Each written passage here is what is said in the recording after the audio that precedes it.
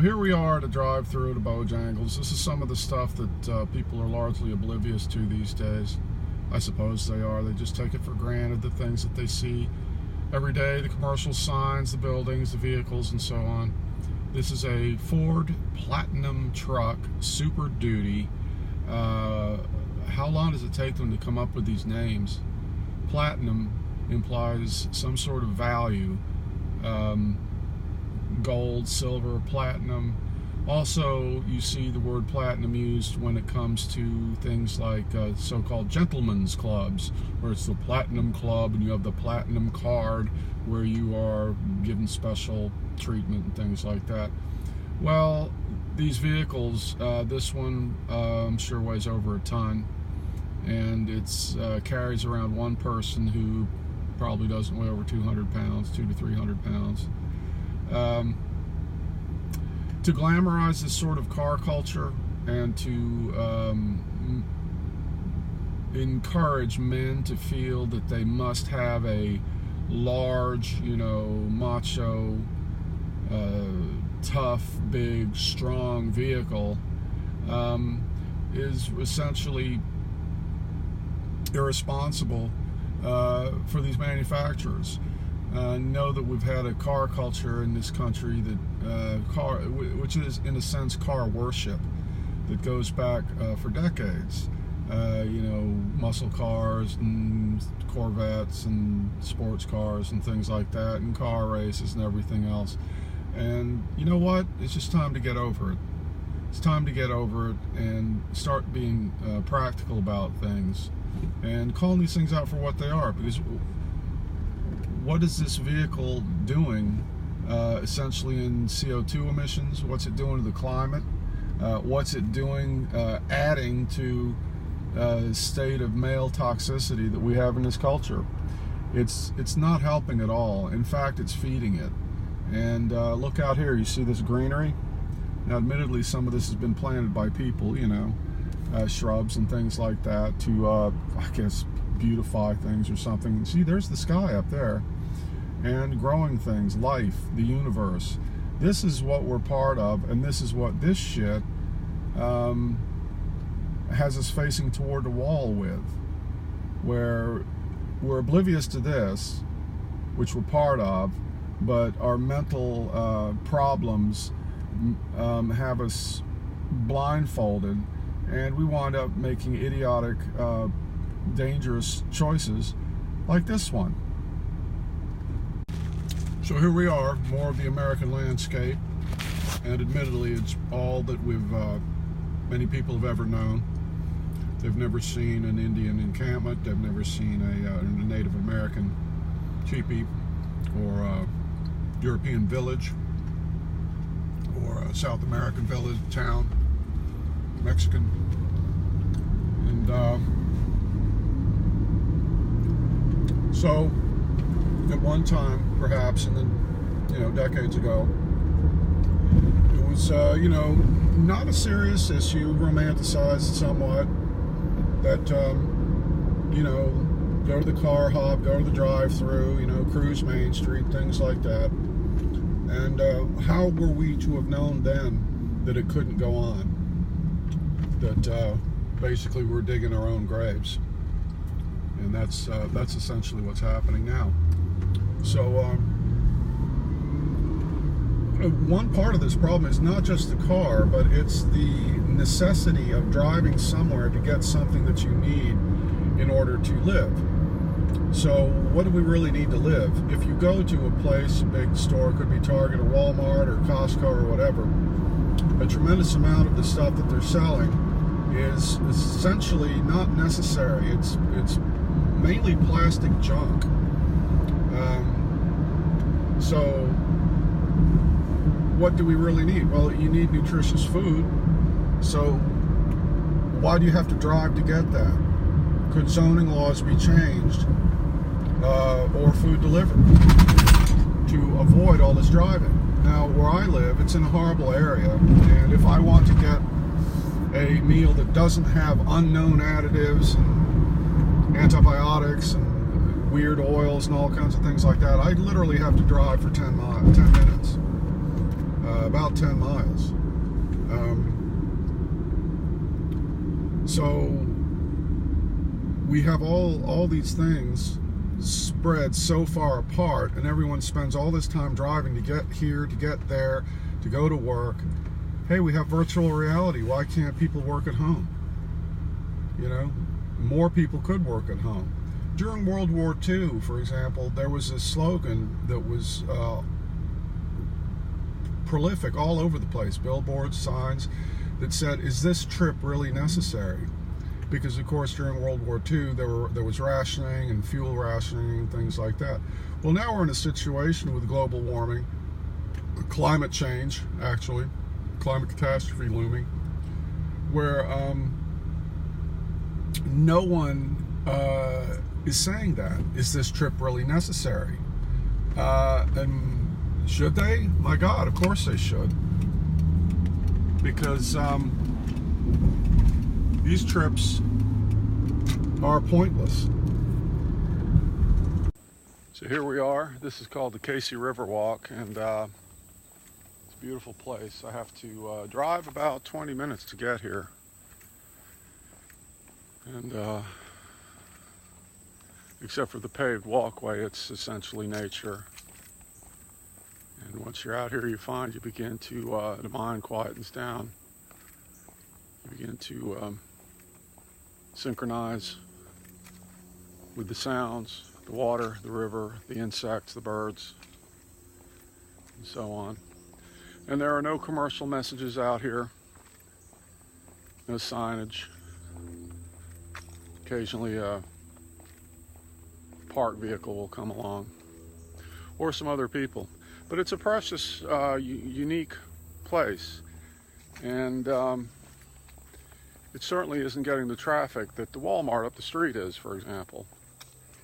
So perhaps the necessity of this sort of thing is overlooked. There's the river.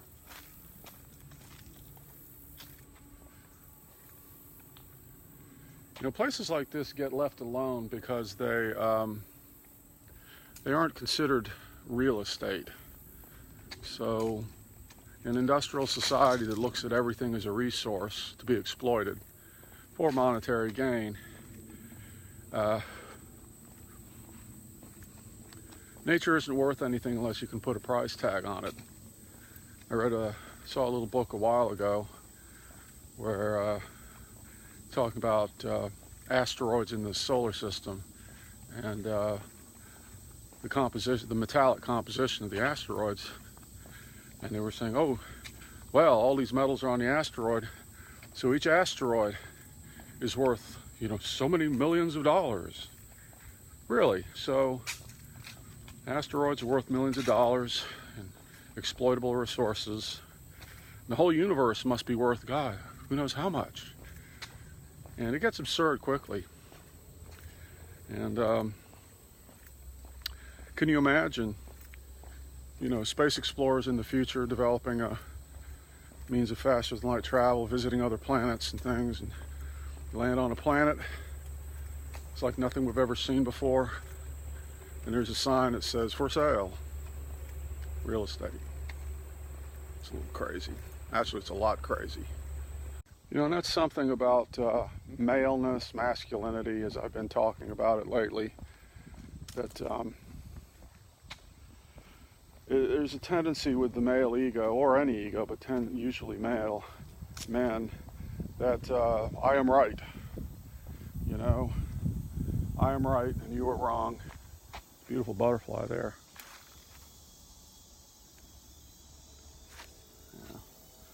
Yeah. And what that often necessitates is very, very simple ideologies. We see that now in politics. So, this is good, I am good, you're bad, polarization. So it helps to avoid complicated questions, difficult problems, and everything gets simplified down to a level which perhaps is comforting psychologically, but doesn't accomplish anything for anyone. So we see a lot of that now. Well, if you consider human behavior, an individual, and the things that they do in their life, how many things do people get right, and how many things do people get wrong? Well, some people would claim, well, I never did anything wrong in my life, or I'm 99% right most of the time. It could be because of the ideology, or could be because of just sweeping a lot of unpleasant facts under the rug. But being right, I'm afraid the real truth is that we don't get anything right. We hardly ever get anything right. And that should be a learning situation right there. Hopefully it is. But can you try to think of a situation where you got something so right that you would continue to do it that way for the rest of your life? There aren't too many. One might be where you see someone in danger and you risk your own life to save them. So in that situation, you did not make a mistake. I suppose some men, egoic fellows, would argue that, well, if someone who was going to die was in the electric chair, then you would be breaking the law by saving their life. Well, there's the male ego again, wanting to argue everything and wanting to be right about everything. But as I said, we're usually not right about anything, myself included. Although, having the perspective of allowing yourself to be wrong is a lot more liberating than the other way. Yeah. I like this one. There's something sort of elephantine about this branch.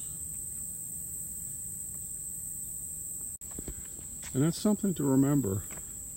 This phone, this wonder of technology, you know, I can sit here and video this stuff, but you don't get a fraction of 1% of the experience of being here. Nope, you don't. Look, here's a leaf. Bugs. Ants. Here's an ant. More insects. You know, and all the wonders of our technology, we can't replicate one. We can't build a leaf. We can't build a bug. We can't build a peanut. We can't make a seed. Occasionally you'll see a headline that says, oh, first synthetic life form created. It's like it wasn't created. It was built out of pre-existing DNA or other structures that nature already created. So nature itself includes everything except, in a sense, the activities of our mind. The egoic mind that, for purposes of experimentation, say, imagines itself as being separate, which is, in a way, the universe looking back at itself with amnesia, and having amnesia about the amnesia. So the question might be, how do you overcome the amnesia? Some people would say it's meditation, a pathway to enlightenment, things like that. And the description of enlightenment is exactly that. It's being connected to everything. And some people have had a moment like that, a religious experience or enlightenment experience or whatever name you want to put on it. And I've had that myself. I had one of those. And even in spite of being in this tremendous mess we created, I felt a sort of blissful joy at being in the middle of it, which is like kind of rejoicing while you're standing in a cesspool. Peculiar, but that's the way it works. And that's what happens when the self is banished, or as Christ has said, apparently, deny thyself, deny thy identity. Then all of a sudden the consciousness reconnects with the universe again. So that's the path that we're on. and it takes can take a lot of time, multiple lifetimes, reincarnation. Eventually we will all get there. Now, this is something new out here. It's apparently a solar powered security camera system. Maybe something funny's been going on out here, or maybe someone's been watching too many crime dramas. But anyway, it's a good bit of talk about solar energy these days in order to satisfy what some call our energy needs. It's like, you know, calling them needs is sort of mislabeling them. If you consider ourselves as an obese culture, much like an obese person, that we overconsume. I mean, it's a consumer culture, right? So we overconsume. So is the energy a need or an appetite? Well, it is an appetite. It's just too easy to flip on a light switch. Flip on the light switch and the electricity comes in, lights the light bulb. People burn the bulbs even during the daytime when they don't need them. And it's funny, because if you had to get on an exercise bike that was connected to a generator, and shades of Tom Sawyer here, or Huck Finn. If you had to pedal to light one light bulb, you would realize just how much energy it takes.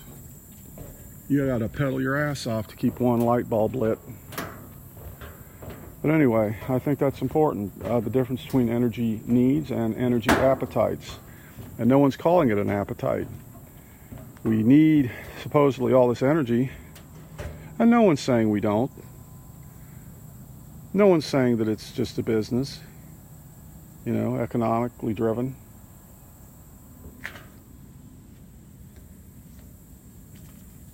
That's another thing about the electric light. Apparently there's a connection between the rise of modern illnesses and the invention of the electric light bulb. So the electric light bulb essentially ended the difference between day and night. And as biological organisms that evolved on this planet, the difference between day and night is very important. So once that's eradicated, all sorts of problems develop.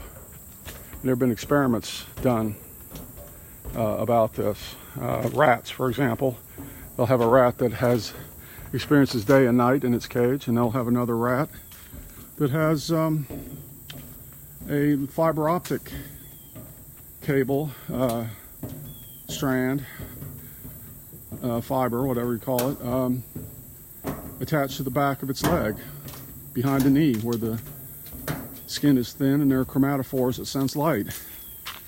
Well, that rat's health will suffer measurably because of the introduction of light in the day, disrupting the day-night cycle. So, would we benefit from turning off the lights at night? Absolutely. Even light trickling in your window from an outdoor street light, or a light from another room down the hall coming under the door. They all trigger this effect. And that's just one conspicuous result of not synchronizing with nature. And here's another one. I'm walking on a concrete path, and admittedly I'm wearing shoes, and the shoes act as insulation. It'd be far better for the health, for the electrical system of the body, to be walking barefoot on the bare earth. Oh, but no, we can't do that. That's too dangerous. You might get a bug bite. But at any rate, the electrical charge of the earth and the sky are opposite, which is why lightning travels back and forth between them. And the system of the body, electrical system, the nerves, the brain, everything works on electricity. and relies, or has relied, on a direct connection to the earth, to ground itself. All animals now that live in nature have this, or rely on this. We don't. We've insulated ourselves from it. Thanks to Nike, Keds sneakers, all these other things. So anyway, these are some of the ways that we sabotage ourselves. Our health, our sanity, nature itself. Nature will always survive. We may drive it down, drive it back. It will always come back. It's fairly infinite. Nature is just not the plants and animals on our world. Nature is also the sun. It's also what you might call non-living planets, moons, Jupiter, Pluto, other solar systems, black holes. The entire universe is